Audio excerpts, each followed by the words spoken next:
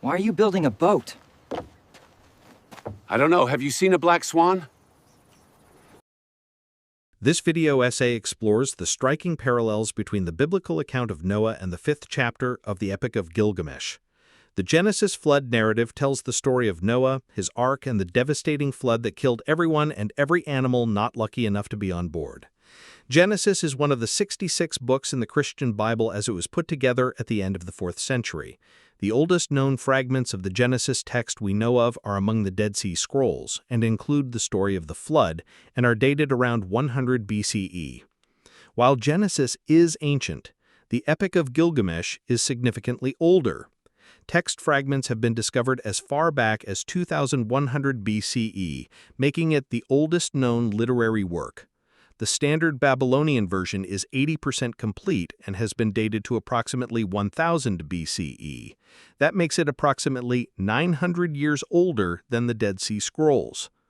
The numerous shared plot points between these two texts strongly suggest a deliberate connection and not just coincidence. I have meticulously extracted the relevant passages from both texts, preserving their original order without any additions or changes. Let's start with Noah's story. Don't worry, it's quite short. When people began to multiply on the face of the ground, the Lord saw that the wickedness of humankind was great in the earth, and that every inclination of the thoughts of their hearts was only evil. I will blot out from the earth the human beings I have created, people together with animals and creeping things and birds of the air, for I am sorry that I have made them. Make yourself an ark of cypress wood. Make rooms in the ark. This is how you are to make it. The length of the ark is 300 cubits, its width 50 cubits, and its height 30 cubits.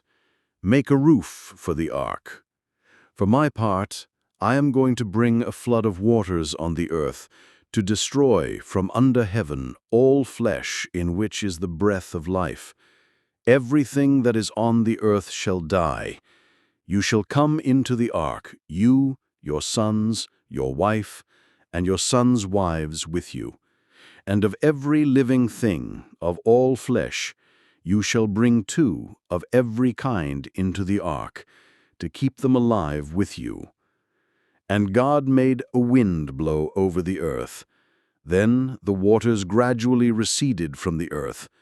The ark came to rest on the mountains of Ararat. Noah opened the window of the ark and sent out the raven, and it went to and fro until the waters were dried up from the earth. Then he sent out the dove to see if the waters had subsided from the face of the ground. But the dove found no place to set its foot, and it returned to him. Again he sent out the dove from the ark, and the dove came back to him in the evening, and there in its beak was a freshly plucked olive leaf. Then he waited another 7 days, and sent out the dove, and it did not return to him any more. Conveniently, the sequence of passages I have selected form a coherent story. Let's hear the equivalent passages from the Epic of Gilgamesh. In those days the world teemed, the people multiplied, the world bellowed like a wild bull, and the great God was aroused by the clamor. Enlil heard the clamor, and he said to the gods in council, "The uproar of mankind is intolerable, and sleep is no longer possible by reason of the babel." So the gods agreed to exterminate mankind. "Tear down your house, I say, and build a boat. These are the measurements of the bark as you shall build her. Let her beam equal her length. Let her deck be roofed like the vault that covers the abyss. Then take up into the boat the seed of all living creatures. The ground space was 1 acre. Each side of the deck measured 120 cubits, making a square.